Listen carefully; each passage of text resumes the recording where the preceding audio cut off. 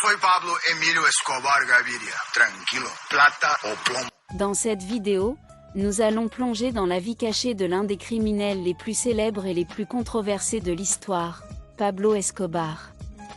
Né en 1949 en Colombie, Escobar a rapidement gravité vers la criminalité, avant de devenir le chef du cartel de Medellín, l'un des groupes les plus puissants du trafic de drogue au monde.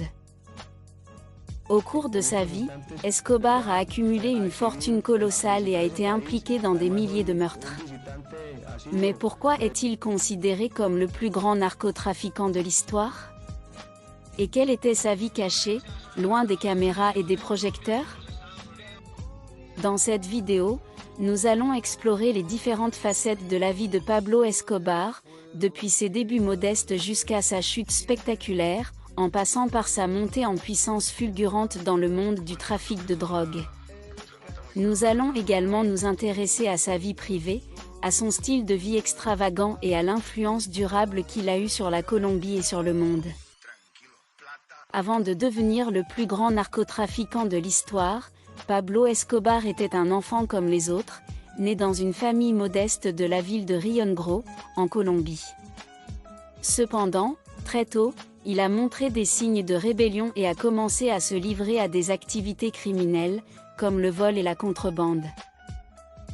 Plus tard, dans les années 1970, Escobar a commencé à s'intéresser au trafic de drogue, qui était en plein essor en Colombie à l'époque.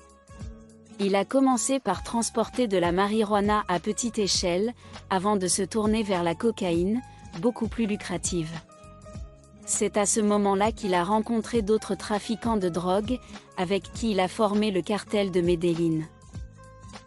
Escobar est rapidement devenu le cerveau de l'organisation, grâce à son intelligence et à sa capacité à anticiper les mouvements de ses ennemis.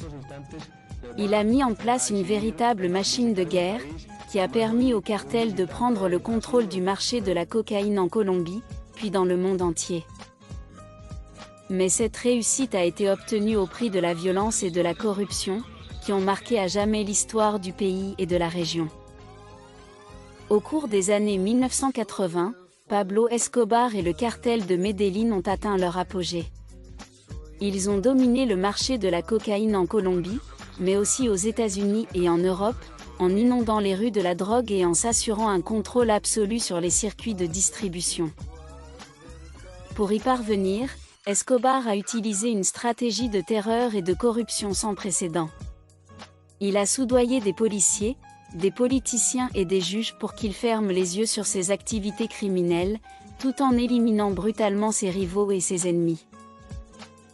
Il a aussi organisé des attentats à la bombe contre des édifices publics, des avions et des hôtels, pour faire pression sur le gouvernement et imposer sa loi.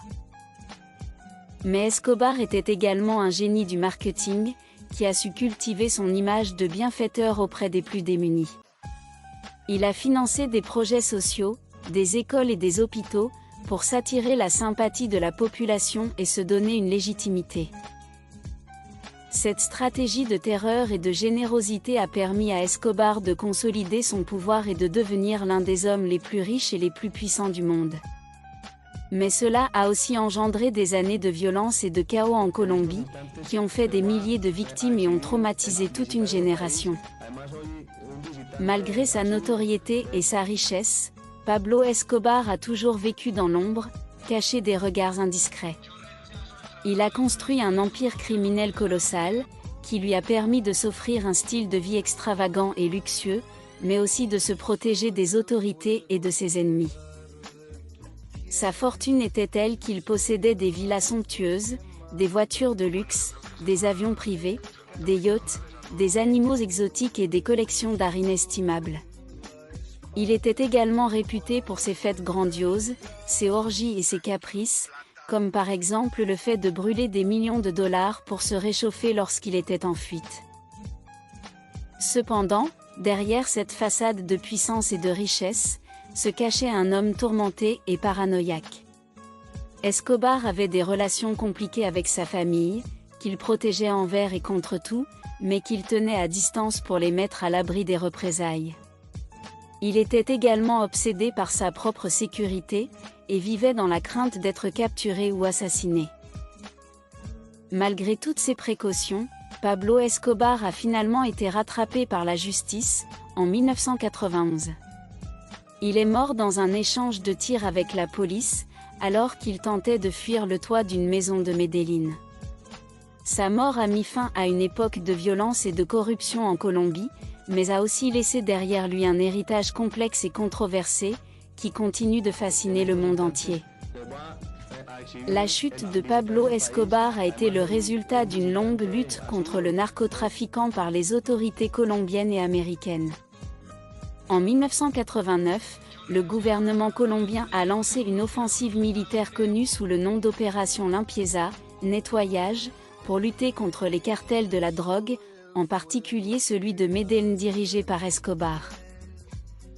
En 1991, Escobar s'est rendu à la justice colombienne et a été emprisonné dans une prison de luxe qu'il avait lui-même construite. Cependant, il a continué à diriger ses activités criminelles depuis sa cellule, ordonnant des assassinats et des attentats contre ses ennemis.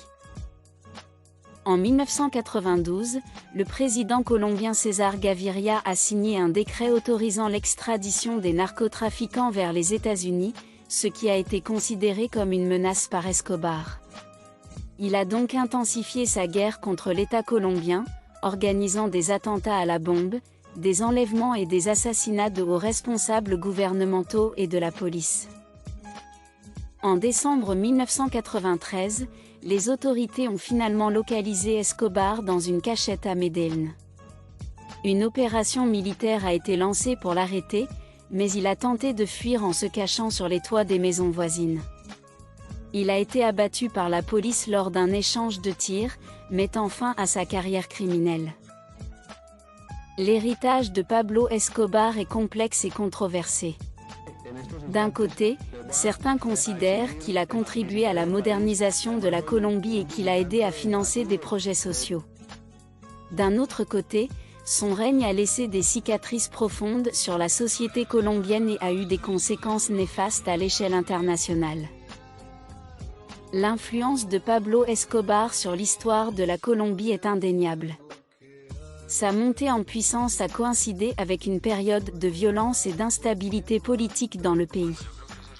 Son empire de la drogue a contribué à la corruption généralisée de l'État colombien, qui a eu du mal à lutter contre les cartels de la drogue et à garantir la sécurité de ses citoyens. La culture populaire a également été influencée par la figure de Pablo Escobar. De nombreuses œuvres artistiques ont été inspirées par sa vie et son règne, notamment des films, des séries télévisées, des livres et des chansons. Ces œuvres ont souvent été critiquées pour leur glorification de la violence et du crime. Les conséquences du trafic de drogue sur la société colombienne et internationale sont également importantes. Le commerce de la drogue a alimenté la violence et la criminalité en Colombie, et a eu des conséquences économiques et sociales négatives sur le pays. De plus, la demande de drogue dans le monde entier a créé des problèmes de santé publique, de sécurité et de développement dans de nombreux pays. En récapitulant les points clés de la vie de Pablo Escobar, nous pouvons retenir qu'il est né en 1949 en Colombie, qu'il a commencé sa carrière criminelle en vendant des cigarettes de contrebande, avant de se lancer dans le trafic de cocaïne. Il a rapidement pris le contrôle du marché de la drogue en Colombie grâce à sa violence et sa stratégie de corruption. Il a également mené une vie extravagante, dépensant des millions de dollars en maisons, voitures, avions, etc. Cependant, son règne a été marqué par une violence extrême, qui a causé la mort de milliers de personnes. Les autorités colombiennes et américaines ont lancé une traque contre lui, qui a finalement abouti à sa mort en 1993. L'héritage de Pablo Escobar reste controversé. D'un côté, certains considèrent qu'il a modernisé la Colombie et financé des projets sociaux. De l'autre, son règne a laissé des cicatrices profondes sur la société colombienne et a eu des conséquences néfastes à l'échelle internationale. Sa figure est devenue une icône populaire, souvent glorifié dans les médias, mais cela doit être mis en balance avec les conséquences néfastes de son règne. En somme, l'héritage de Pablo Escobar est complexe et controversé, et sa vie est un exemple des dangers du narcotrafic pour les individus et les sociétés.